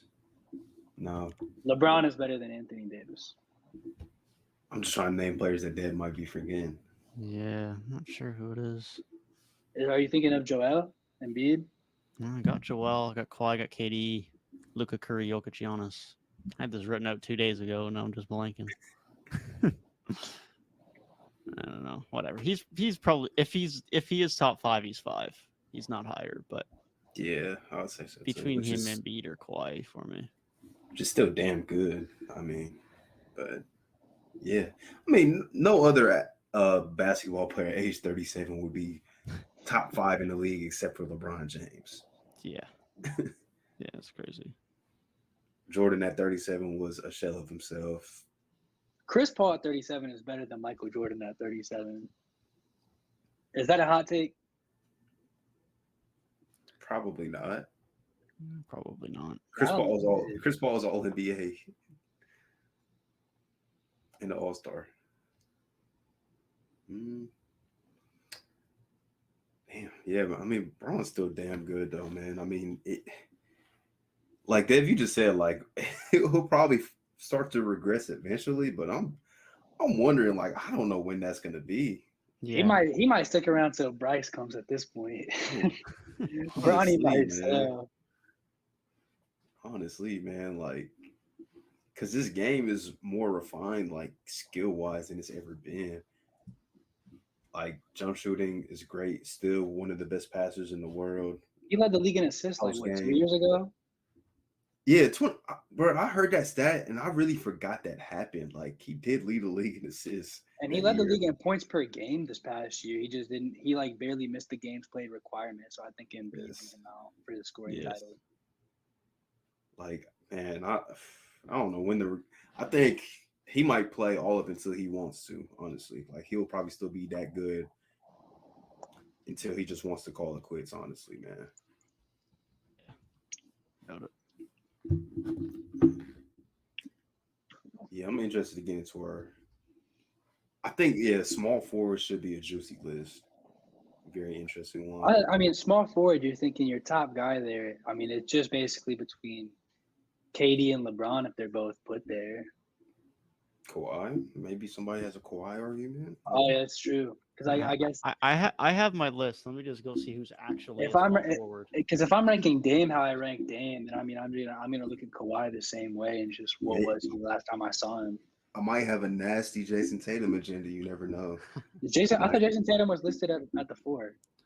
Actually, KD is listed at the 4. Small forwards are LeBron, Kawhi, Butler, Ingram, Tatum, DeRozan, Middleton, Wiggins, Edwards, Anunoby, Bridges, Barnes, Hunter, Powell, Porter Jr., Jeremy Grant, Keldon Johnson. Okay, so it's LeBron and Kawhi is like the debate. Like that's the Luka Curry of that. Tatum? Oh, did you say Tatum? Yeah, Tatum is on the list. Yeah, Oh, then, Tatum's okay. there. Tatum and Butler are also there. It's a 3-man. No, I don't think Tatum's in. I don't think he's in that discussion yet. I don't think Tatum is probably a little bit closer to Butler, given the fact that they had an absolute barn burner of a series just this past year. But which is no slight at Tatum. That's just like him and Butler are both. I think those are like that's like that fringe top 10 player for me. Like Jimmy Butler, like once every 2 years, I'm like, is Jimmy Butler top 10? It's those playoff performances, man. He just make you think like, man, is he really that good? In the regular season, he'll average like 19 points a game. It's like what Draymond. It's like what Draymond and Iguodala used to do every year. Like, yes. Oh, they're not that good. Like they look like they are not playing the way they just played. If then playoff time comes around and it's like, oh yeah, there they are. Man. Like literally, Tyler Hero looked like the most important player on that team the entire regular season. Playoffs come around, that's Jimmy's team. It wasn't even close. The center position's got to be like overly stacked too, man. Yeah, center is pretty stacked because Cat is still considered a center. Yeah, other than that, it's just you wouldn't naturally think. But I mean, the top two is the top two, but it's like 3 through 7 in that list will be really interesting. I think 3 through 10 is really good. I think that whole list is going to be good. I know Devin is going to have Wendell on there somewhere. I know it. He is on the list. So you've made all the list already. Yeah, I made all of them a couple weeks ago. Yes, yeah. I have not made the other list yet. I feel like shooting guard, like I'm just not thinking of any depth at all. Like I'm thinking I guess we're gonna have James Harden there, DeJounte Murray, Donovan Mitchell, Bradley Beal. Paul George is also considered a shooting guard. If CJ McCollum's listed, Jaylen Brown should be on that list too. Yeah, Jaylen Brown and CJ are both on the list. Oh, CJ will be a point guard next year. He'll jump up. Yeah. Hopefully. If ESPN gets their shit right. Yeah, and then Freddie's considered a shooting guard. Maxey's considered a shooting guard. Okay, so shooting, I feel like that is a lot of guys that are like kind of a similar tier. Zach LaVine's on that tier with them. Yeah. Yeah, there could be a lot of differences in our shooting guard list. I don't even – the shooting guard have a clear number one? I don't know. Because I don't think so. Like, just thinking out off the top of my head, like, you're saying who's the best shooting guard in the league?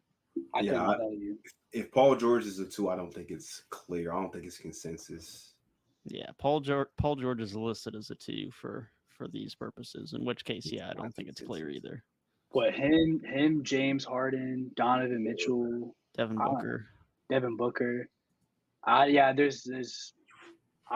don't see a clear number one in that list. Jaylen Brown, he might be clear number 1. He was the best player on his team in the finals. He was. Can you say? He was. I have Jakob Poeltl in my top 10. I'm sure there'll probably be like some position where like a role player sneaks in. Probably power forward. Just off the top of my head, it's probably power forward. Back in power forward is weak. Back in 2019, I think like small forward had like some random players. Like I think in 2018 or 19 or something, like Harrison Barnes might have been a top 10 small forward. Like Tobias Harris is gonna make all of our power forward lists most likely. Yeah, and that's tough. Yeah, and there's probably like at least 15 to 20 point guards who are a better player than Tobias Harris. Like I want to have AD ranked so low, but I probably won't even be able to do it rationally. So, I mean, there's a few guys you can put above him. So, not that it'll be low, but you got Giannis and KD and Zion in there. So, yeah, too bad there's not really a great debate on who's the best power forward in the league. Oh, that's like it's a decent debate, but I think.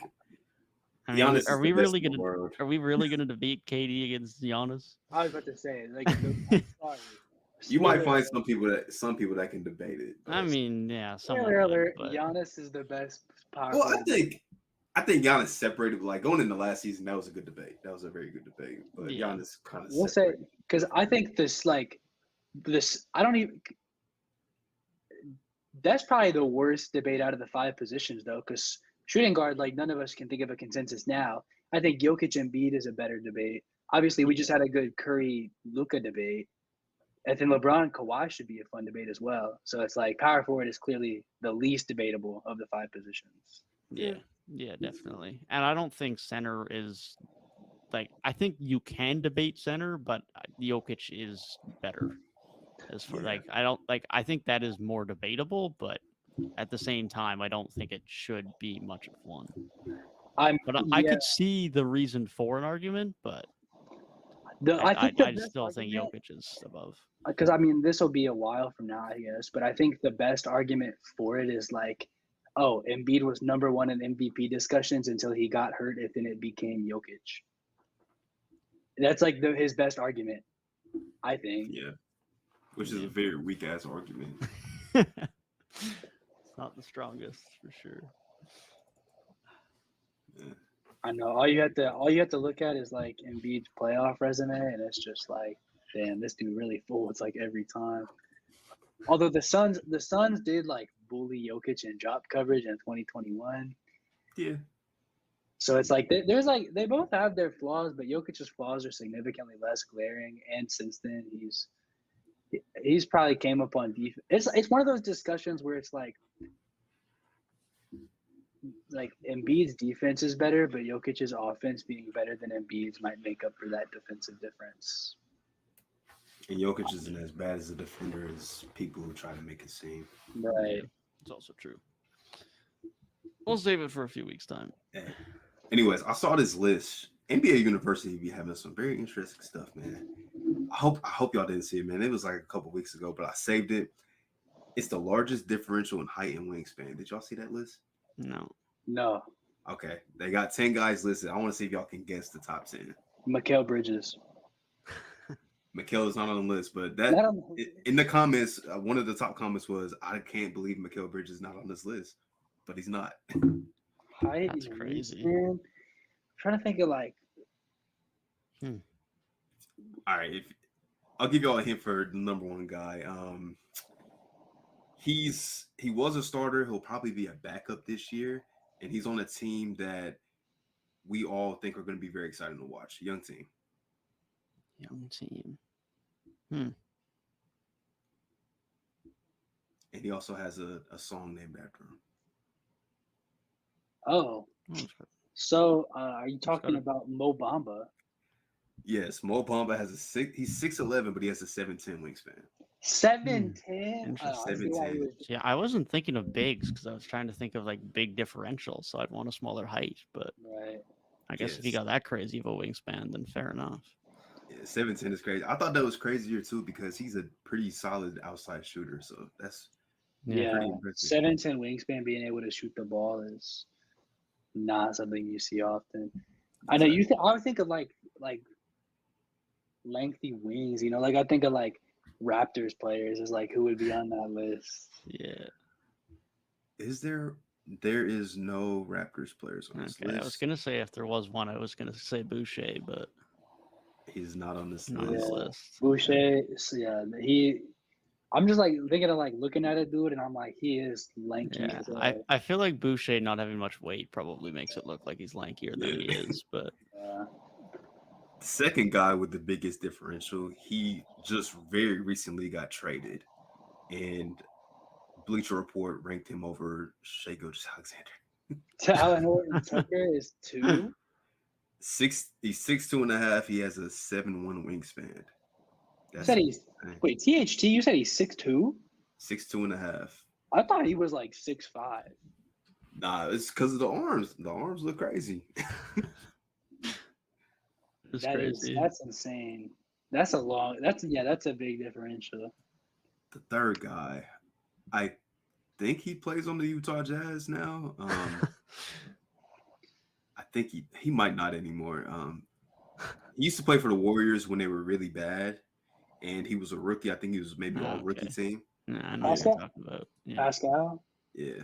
I don't know if he's on the Jazz still. But I think he signed somewhere this summer, but I don't remember where it was.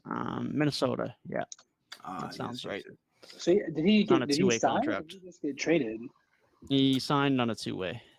It's interesting. They made a big trade with each other, but he signed it. So that is interesting.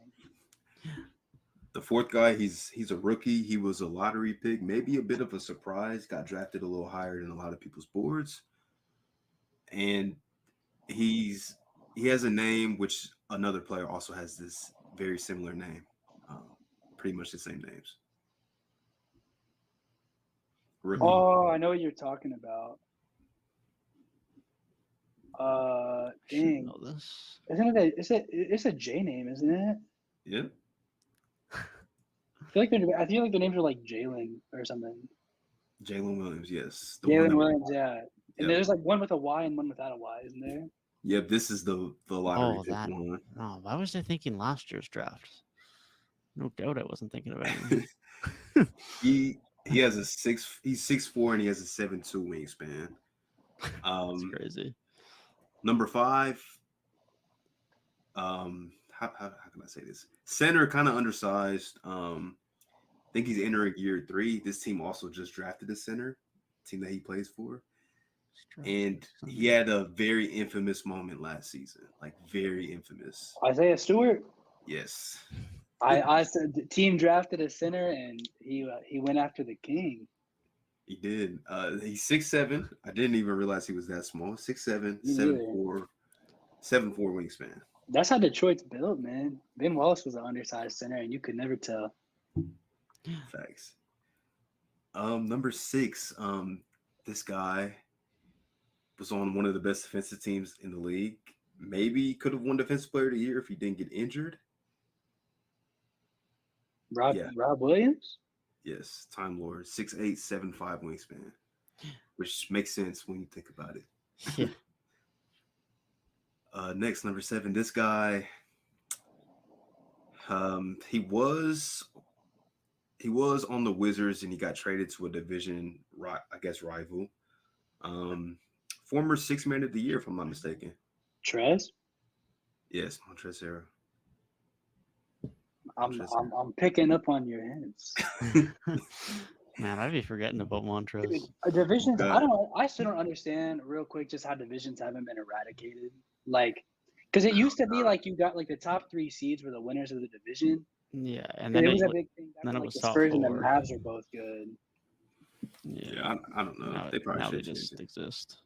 It doesn't hold as much weight as like the NFL or even baseball for real. Isn't divisions now just like, don't you play like 4 games against teams in your division and then like 3 against the rest in your conference and then 2 against non-conference, or is it 4 against all like conference teams? It's 4 against most teams, but you'll probably play 3 against a team or 2, like maybe. Okay. I feel like there are some times where you play like 3 against a team, and I didn't know if that was because they were like not in your division. Because obviously a non-conference is 2, just 1 home and 1 away. Yeah. I don't know if I said his numbers, but he's 6'7", 7'4" wingspan. Number 8, he's a center. He plays for the Jazz now, which is like one of the 2 guys. Jazz centers, that would be. Yeah, here's where I'm blank. Yeah, I should know this. I've been quizzing myself on NBA rotations once every second day. 99% in those. I should know this. So I have Walker Kessler and. It's not Walker Kessler, so. Yeah. So I'm trying to figure out the and. It's not Whiteside. Oh, I know this. I know you know this, Dev. Like, I know you do, bro. Yeah. I'm sick now because now I'm totally blanking on the backup center's name in Minnesota. Naz Reid. Naz Reid. Yeah, I don't know why I couldn't think of his name, bro. I had the N in my head, but I'm like, what is his name? Utah Jazz centers. I can't give any more hints than that, man. Definitely should know this. You should also, like, dude he's barely played in his NBA career, so it makes sense why you're blanking for sure. He went to Kansas. I think he's maybe year 3 now. I think I know who he is. I don't know if I know how to say his name. You just want me to say because I think when I say it, you'll be like, just it's go for it. Udoka Azubuike. Azubuike, yeah. Yes. Okay. Yeah. 6'10" with a 7'7" wingspan. Number 9, this guy, he's a guard. He's a guard. Um, Former lottery pick of the Knicks, Next. and he played for a team that made a deep playoff run this past season. Frank the got- Tank? Frankie Smokes. Yep. 6'4" with a 7'1" wingspan. And the 10th guy, I think he's on the Suns now. He's a wing, really a one-way player. Like he's just a defensive guy. Offensively, he brings nothing. I think he's on the Phoenix Suns. Used to play for the Timberwolves. Akoji. Yes. Yeah, he signed with the 6'3". Suns. When you said 6'3". brings nothing on the other end, the first name that came to mind was Matisse Thybulle. Was that bad? It's not. It's not. Interestingly enough, Kawhi is 11th, 6'6". He's listed at 6'6" with a 7'3" wingspan. No surprise. Donovan Mitchell, 6'1" with a 6'10" wingspan. Nas Little, 6'4", 7'1" wingspan. Reggie Jackson, 6'2" with a 6'11" wingspan. And then Andre Drummond, 6'9" with a 7'6" wingspan.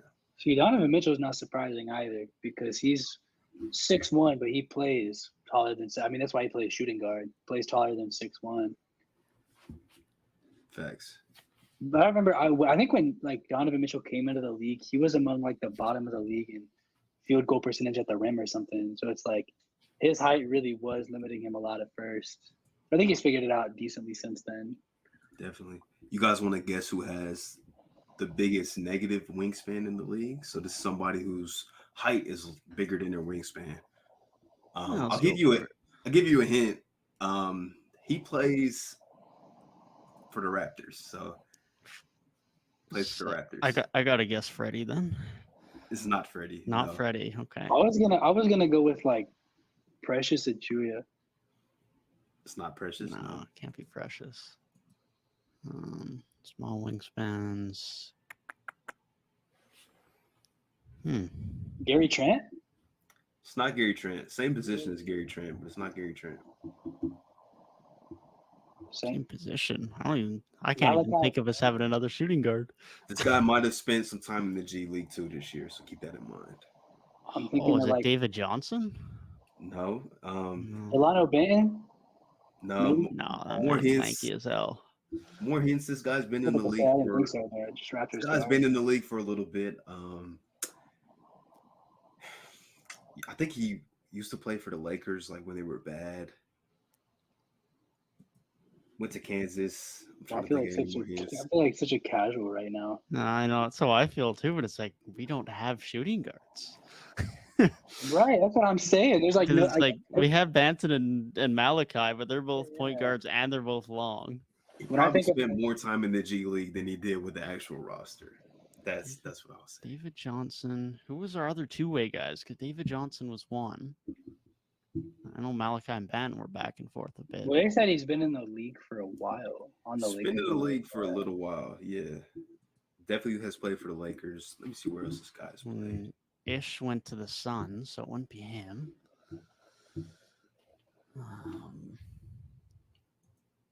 And I wouldn't consider Champagny a shooting guard. I wouldn't think it's him. And he's also long.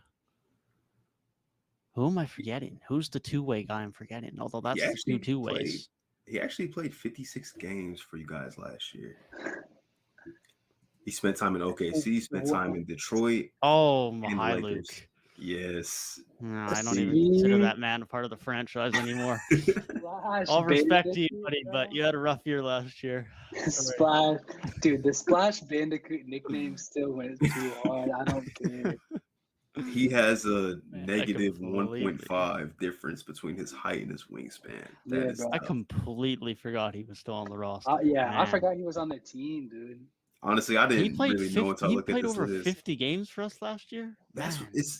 Basketball Reference says 56 games. I was like, and- I know he played early on in the year. Had to 13 all minutes be a game, garbage too. time.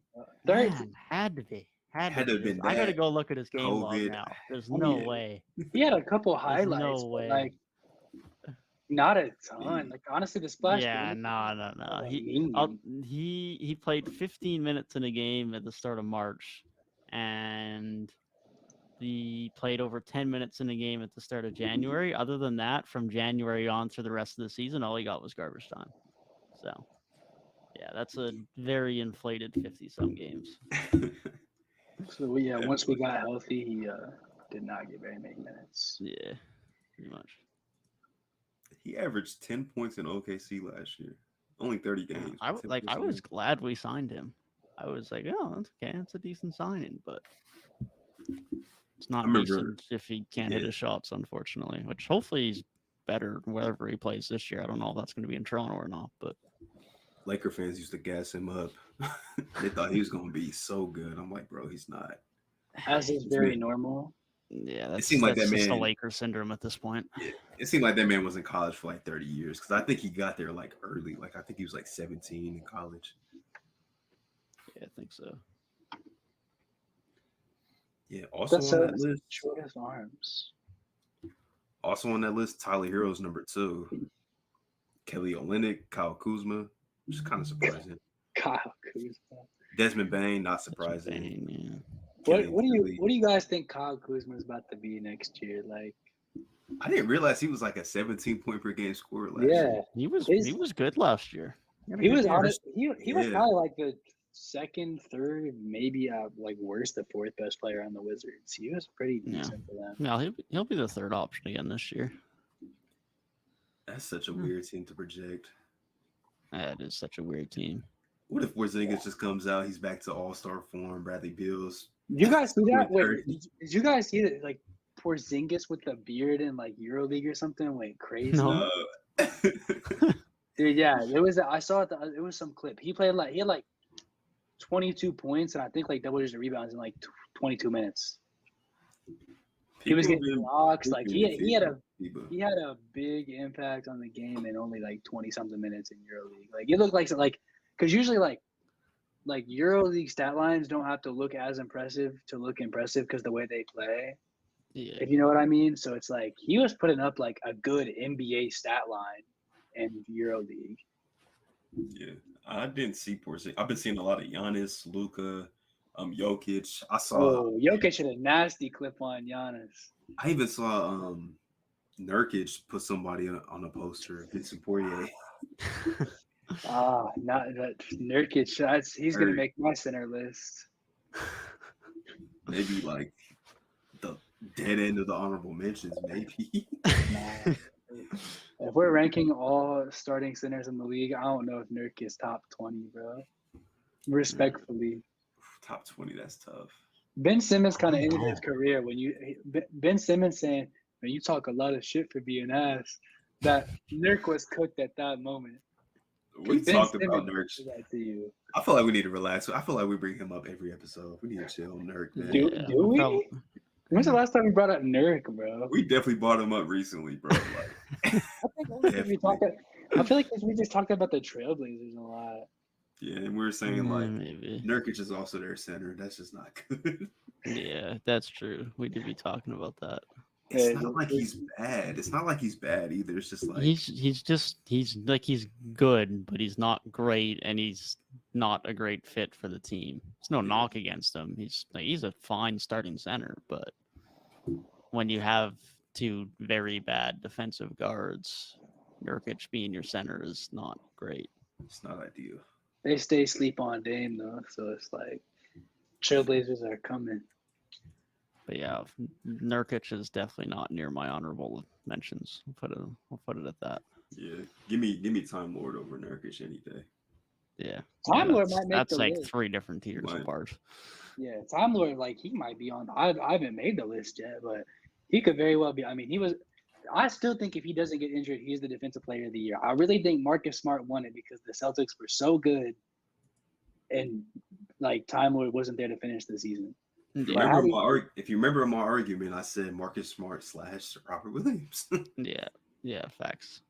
It was just the defensive player of the year. It was just the Celtics won the award. Yeah, For sure. yeah. Without even thinking about it, he's top 10 on my center list. That's not even a question for me. I Not can't wait after to get last to. season. I can't wait to get to award predictions, man. And I'll Every try time. and screw up my most improved player as much as I did last year. I know. I'm sitting here. I'm like, man, I don't want to wait like 5 weeks to do this stuff. Dang, might have to do a couple episodes a week at this point. Man, Just stockpile them. Yeah. Last year's most improved, man. I don't like sleeping on that, man.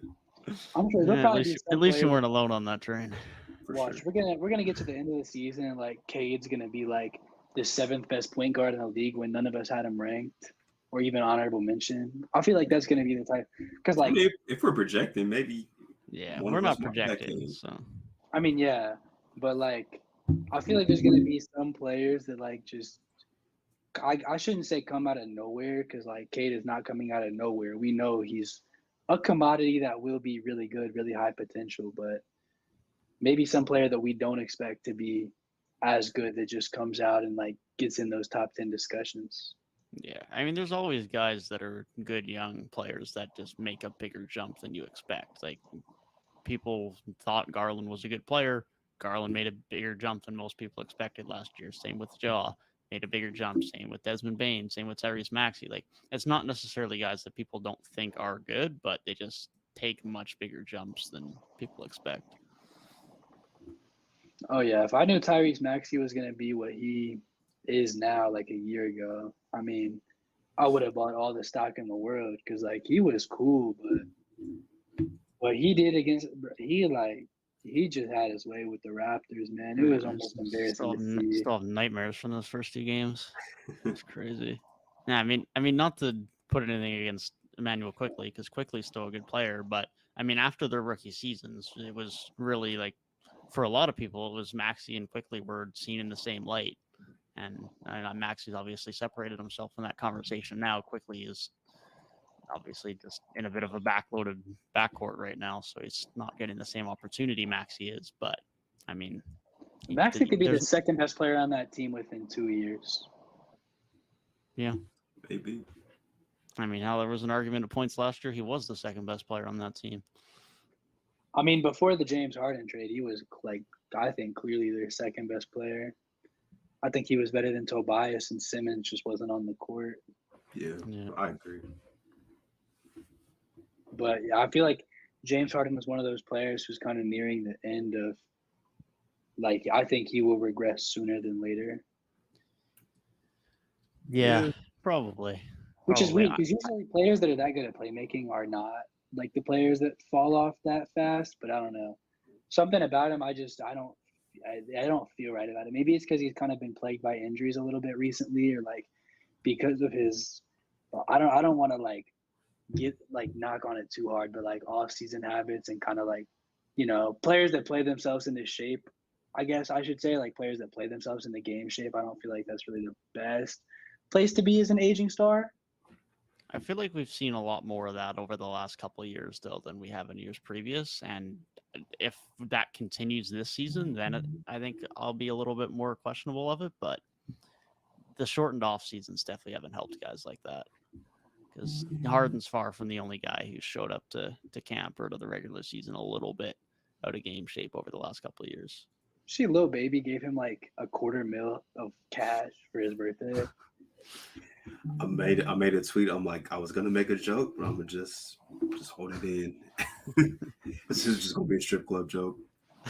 I was thinking about that, and I'm like, that's a crazy like for somebody that makes as much money as that.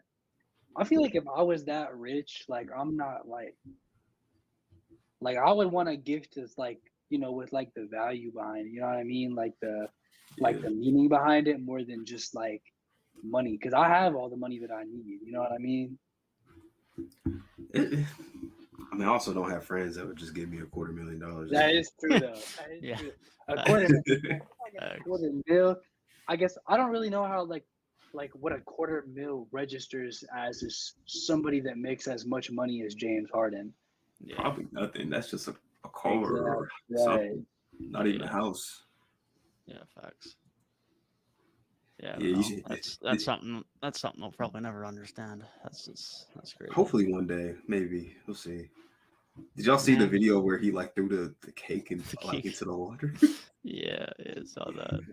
Oh, man, he's having a good time. James Harden, yeah, I feel like James Harden has been so good in the NBA for so long that he's almost like approaching side quest mode. I mean, me and my dad we have a lot of discussions, but we were saying how much a championship would mean for James Harden, and it would really like for his, I guess, legacy, it would mean a lot. Like that would vault him like into some real big time discussions, man. Yeah, it definitely would. Will it though? Because he won't win as the first option. So will that like put him that high up in? Because to me, he's like top 5 shooting guards, and it's like above him like D Wade, Kobe, MJ. I think I have like Iverson at like 4 because I consider Iverson a shooting guard. So there's like if you have Harden at 5 there, like AI went to the finals as a number 1, and the other 3 won titles as a number 1, and D Wade won like 3 titles overall. Obviously, Kobe won 2 as a number 1 option, 3 more in total.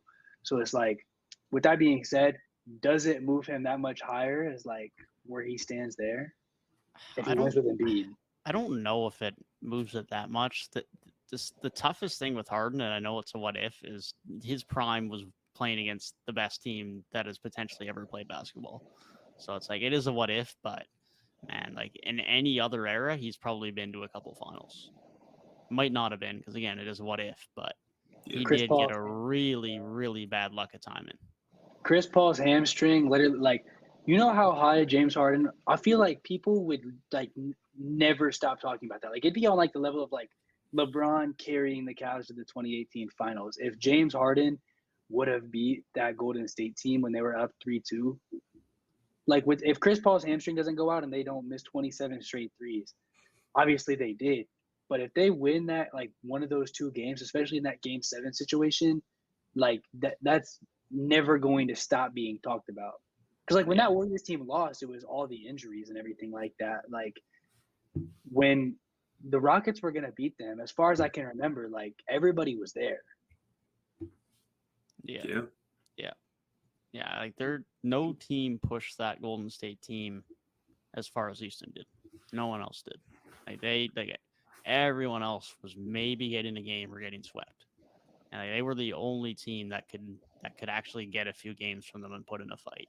So it's like, So like obviously Harden doesn't have those accolades, but it is also worth putting into context the era he did play in, because even then he still might not get put over those few other shooting guards, but that's the fear I have with Harden once we get 5, 10, 15 years down the line, is we're going to see, no finals appearances or, no titles. And that's going to get held against him.